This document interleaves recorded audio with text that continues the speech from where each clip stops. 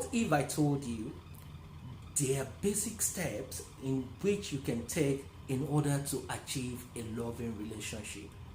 And if you follow this step religiously for 61 days, the result will astound you.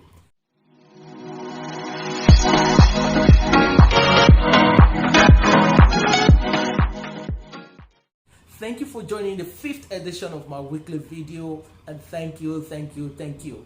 In this edition, we're going to be looking at loving relationship. Do endeavor to like, share with your loved one, and comment so that we can engage with one another. It's right to state that loving relationship is one of the most important of the 7 ingredients of success. Once peace of mind and good health is achieved, then the next is definitely loving relationship. 80% of success that we achieve in life will be determined by how long you get along with other people. How long do you get along with other people? Just think about it. How long do you actually get along with other people? In every relationship, it's important to know who is coming into this relationship. And this who has nothing to do with your partner or the other person. It has everything to do with you. You need to know yourself. Man, know thyself. What is the purpose of a relationship? The simple fact is that you get into any form of relationship so that you can be happier than you will be if you aren't in that relationship. This is applicable to all forms of relationship regardless. Few example, employer to employee relationship. You are hired by your employer to add value to his organization, and a right-thinking employer knows the importance of compensating you adequately as deserved. In this case, you make your employer happier by adding value to his organization, and in return, he makes you happier by compensating you adequately. The problems always begin when either of the both party is not happy with the share of received happiness. Loving relationship is a good example as well. Any intelligent person will only enter into a mutual relationship in which both parties respect each other, share common goals, believe in each other, and work together to make each other happy. You all know when the problem starts, right? When one or both of the parties feel used or feel they don't have both nothing in common, or when they feel disrespected. This is when the problem begins, right? Many people have sacrificed themselves for others, thinking when they do so, they are being a good person. Wrong. Those feelings do not feel good and will eventually lead to resentment. Many of us were taught to put ourselves last, and as a result, we attract feelings of being unworthy and undeserving. I could remember while my only source of income then was photography. Oh my God, I love photography, you know. I was shooting a pre-wedding photo shoot with a couple, and during the course of the shoot, I can't really remember what transpired precisely, but what I could remember was we need to take a second shoot and the bride need to change. So she went, bride to be precise, she went inside to change her clothes. So I grabbed a seat and I sat back looking at the pictures that I've took on my digital camera. While doing this, the groom passed by and he looked at me and he said, "Man, you love yourself too much." You know, taking my glance away from the camera and looking at him into the eyes, I was like, yeah, I love myself. I really do love myself. And if I don't love myself, how do you expect me to love you guys? And your concern should be about people that don't love themselves, not we that we love ourselves. Because people that don't love themselves can never love you. It always starts with yourself. You have to love yourself unconditionally. You do not have what it takes to love others if you do not love yourself. Unless you fill yourself up first, you've got nothing to give others. Imperatively, it's important to attend to your joy first. Other people are responsible for their own joy. What I have noticed in relationship is that people tend to complain about the other people. For instance, my co-workers are lazy, my husband or my wife does not understand me, my child is stubborn. We always focus on the other person. For a relationship to work, we need to shift our attention from what we think is the problem in that relationship and focus on what you appreciate in that relationship. You can measure a loving relationship by 1. How much do you guys laugh together? How much do you laugh? A person may say, I don't laugh very much, but I'm healthy. No, sir, you have a lot of problem. The laugh comes from the soul and from the heart. It comes from everything on the other world of being fine. The other thing is to look at behaviors in which people engage in expressing love. Use of affirmative words, it's a good example. When was the last time he or she told you I love you? And how many times in a day? Or how often does your employer told you that you are doing a great job? Or I respect you as a friend, or I appreciate the time we spend together. Spending quality time together is another way by which people express love. Is he or she always busy and hardly have time for you? Think about it. Gift giving is another example. Does he buy gift for you? And on the other hand, does she appreciate what you bought for her based on your financial capacity? The other one is act of service. Does he share your dreams and spend time with you toward achieving your dreams? You can look into physical touch as well. Does she or he understand your emotional need? Does he understand your emotional need? These are things that you need to look at as well. Also note that if you are having problems with the other people, that will immediately interfere with your peace of mind and will quickly interfere with your health. You have to be careful. Solution to achieving a loving relationship includes 1. Pay more attention on changing yourself and not the other people. Leave the other people. Pay more attention on yourself. Apply the basic rule in human relationship. The rule is that people don't change. We are all product of our entire lives. Don't hang your hope of happiness on the possibility that someone is going to change and be a different person. Don't do it. Ask yourself these sincere questions. With 100% control you have over yourself, to what extent have you changed you? Let alone trying to change people that you have zero control over.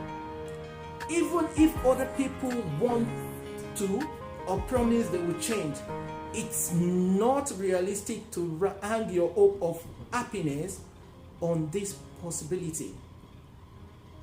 In fact, not only do people not change, but under pressure, they go from bad to worst.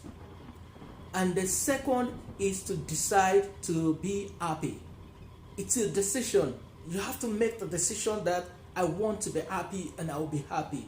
Coming from the space of understanding the laws of attraction and the laws of vibration, happiness is genuine satisfaction with your present experience and strategically working towards becoming a better version of you so that you can have a better experience in life. On the contrary, people watch the result of other painstaking successful relationship or wealthy people on Instagram, music video, movies, and name it. And few of this stuff aren't real as well, right? They do not pay attention to the price that these great men and women have paid towards achieving their goals. Many people wish and they dream of having similar relationship or experience. You must be before you can have.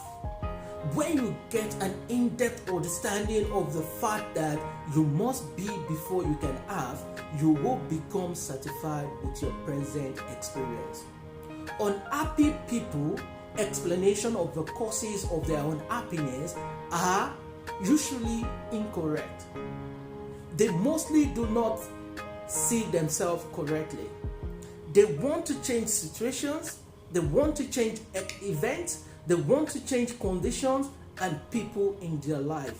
They want to change everything outside of themselves, leaving behind or not paying attention to the only thing they are capable of changing, which is themselves. The third is change your consciousness. Very few people want to change their consciousness. Many people want to chase situations in their experience while remaining in their present state of mind. Only a changed individual can enjoy a lasting change of experience. The scripture said, we are not going to change the condition of a person or a set of people until they change what is inside them. This is a mental and spiritual law. The change you are expecting must start from you. It's the truth of life, and I guess intuitively everyone knows it, but many tries to avoid it, but it remains the truth. The world responds to you by corresponding to your thoughts. It becomes to you what you are to it. Let me play a mind trick with you. It's going to be very quick. Please, now I want you to forget everything I'm about to tell you. Just forget it totally. Immediately I tell you, you forget it. For every situation or circumstances, there is a cause. You need to look deeply into the cause and you can change or have a better effect. Things, situation, events do not just happen.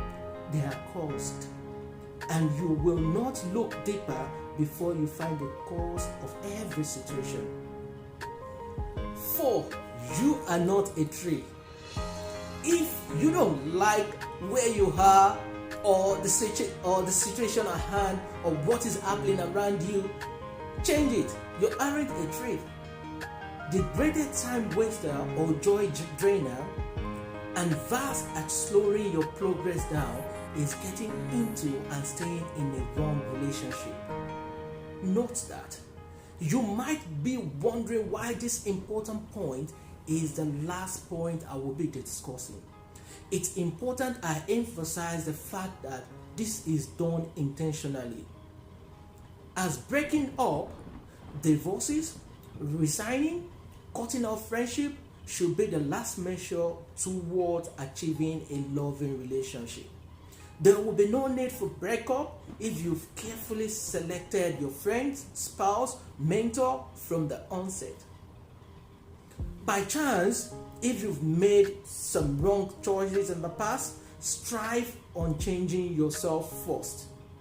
Start with yourself. Man, know the self, and we are not going to change the condition of every people or any set of people until they change what is within them. This is the scripture. Okay? In most cases, when you become a better version of you, your present bad experiences or relationship will automatically neutralized. Don't get me wrong. Automatic in this context means you will be attracted to people that will share your dream. You will get a better job offer. You will be attracted by people that will love you for who you are. Okay, don't get me wrong again. Don't engage in an extramarital affair because your spouse is a mess. This aren't gonna be a solution. There is a popular African adage that states that chopping the head off will never be the cure for headache. I'm sure you can totally agree with this. It will never be the cure for what? For the headache. Even if you cut everyone in your life off today, you cut off every relationship without changing you, you will be surprised that the next people and the new people that you meet, you are going to be experiencing the same thing. And if care is not taken, this will become a pattern. You get what I'm trying to say now? Every human being aim at improving him or herself in some ways. We always strive towards increasing our happiness beyond what it might have been. The choice of relationship is one of the most important choices you make in life. The choice of right relationship can have more impact on you than any other choice you make in life. Sometimes, having coffee with your best friend is the only therapy you need. And best friend in this quote could be your spouse, could be your employer, could be your employee, could be, sometimes yourself. Having time with yourself. Mr. Bob Proctor said, surround yourself with thinkers. Surround yourself with doers.